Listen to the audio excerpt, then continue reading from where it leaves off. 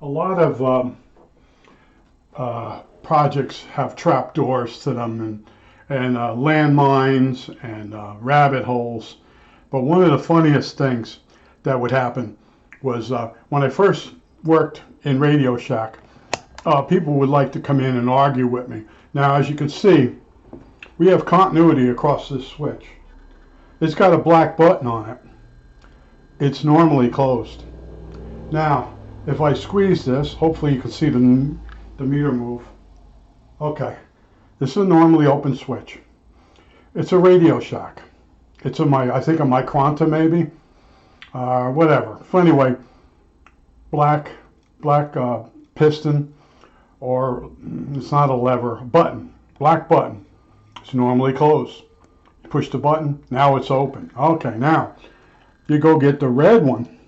Still Radio Shack. I think it's one part number over, and we put the meter on it, and nothing happens because it's a normally open button. Push the button. Hopefully, oh, my easy clip jumped off.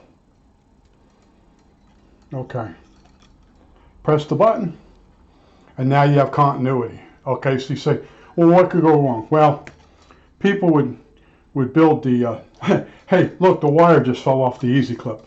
That's the stuff that happens when you do videos. Well, anyway, they would build stuff like the digital clock, and then they'd come in and they'd turn it on and show me. It would read all eights. And I said to them, okay, I said, you bought the parts here? Yes. I said, you bought the exact transistors from the wall? Yes. And they were like 79 cents each. And you have to buy whatever amount of them. So I said, okay, you have to take the clock home, and you have to reverse the emitter and collectors on the transistor. And they're showing me the package. I said, yeah, reverse that. I said, the package is for a different brand of transistors that came through originally. And then Radio Shack buys a batch of the same transistor from somebody else, and the basing is slightly different. Sometimes it's emitter base collector, sometimes it's base collector emitter, whatever, going across with the flat side. So they're looking at you. Well, it says on the, I said, look, I'm telling you what's wrong with the clock. Go home, reverse the emitter and collectors, and the clock will now say 12 o'clock. Okay? Now I can show you a Radio Shack clock. Put it in the frame here. When you first plug it in, it comes up at 12 o'clock. Now, if you have two black buttons in there, you ain't going to go nowhere. Now, in order to get off 12 o'clock, you have to press two buttons at the same time. Now you can change your minutes and your hours. Okay, hopefully it's in the frame. All right, so that was the problem with them. Guys would build the clock, and then they'd call up and oh, well, I reversed the emitters and collectors. Now it says 12 o'clock, but I can't get it to go off 12 o'clock. And I told them, are you pressing two switches at the same time? No, I'm pressing the minutes and the hours. And I said, you got to press the two buttons at the same time to unlock the clock. And the reason is, when the alarm goes off, if you have the clock on, set to go off at a certain time the next morning, and the power fails, the next time the power comes back on, the clock beeps. Now, for some reason, mine's not working right now. I think the alarm switch, position switch, is corroded. The thing's 45 years old. But anyway, so then they go off the phone, and then they call back, yeah, it works, you know. But I've had screaming matches over these switches. This is the normally open, it's red, and here's the normally closed, because guys didn't want red switches on their clock. Screaming matches, screaming in my face, you don't know what the F you're talking about. And then I get the meter out, and I'd have to make them feel like the little worm that they were. You know, I said, go look at the part number. You know, they don't go over near the wall. God forbid, go over the wall and actually read what the switch says. And they came two in a package. And, you know, the reds are normally open, blacks are normally closed. Okay? So I leave Radio Shack, and I get a job at a company. And I'd be sitting there, and we'd be talking, and they'd say something. I said, yeah, I worked for McGraw-Edison. I said, I worked for a company that made mercury switches.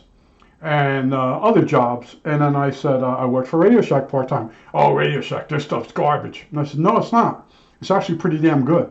Well, I bought their kit to build the clock. And I'd stop them. I said, let me guess, when you turn it on, it comes up with all 8s, right? How'd you know that? I said, all your emitter and collectors are backwards. Well, I went by the package. Yeah, well, they got a shipment of transistors for maybe a year where the emitter and collector was reversed. So then I also started to tell them, look, when you go home, make sure you have 2 red buttons to unlock the clock. I explain all that. Right? Now the boss is right behind us. He's listening to the whole conversation. You know, I tell him about the emitter and collector. I tell him about you got to have 2 red button switches from Radio Shack, not black ones. And you got to press them both at the same time to unlock it from 12. Well, the next day, one of these big fatted head guys comes in, big knuckles, and they're screaming at me. Well, I changed the emitter and collectors, but now it's at 12 and I can't get it unlocked. And I look down and there's 2 black buttons. And I said, look, no, a push button switch is a push button switch. And I'm like, the boss is looking over at me like, let's get rid of this guy, okay? So anyway, I get the ohm meter out, and I did just what I showed you.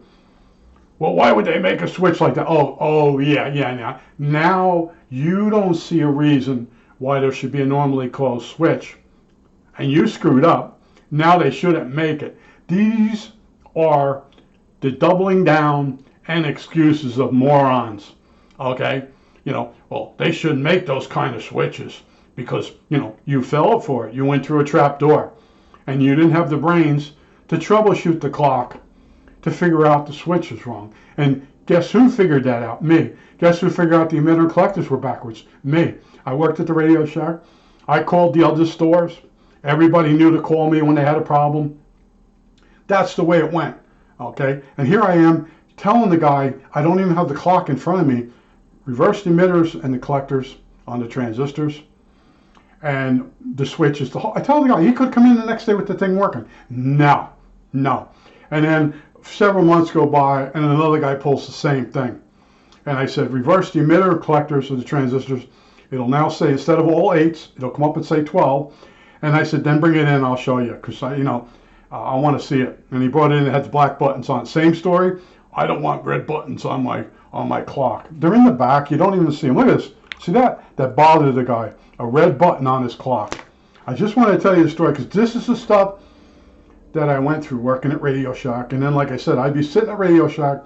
Oh, their stuff is all junk. That's because they're a technician. They went to school, and they don't know first week stuff. Normally open, normally closed. See, they're showing you with diagrams up on the board in chalk a normally closed switch, a normally open switch. Now, just because you never ran across a normally closed switch doesn't mean they shouldn't be made. But that's the insanity. And I look back on this. I sit here now, 70 years old, and I go, what was that all about? But people don't like to be wrong. And, when I would screw up something, one of the better techs would point me in the right direction.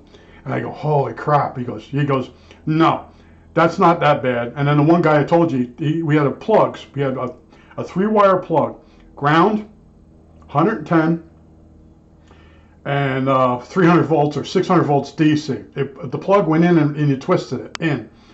And this guy Joe wired an extension cord up for the girl, and he reversed the 110 and the 600 or 300. He blew he shut down life tests for tubes for RCA for a whole day because he blew so much stuff up.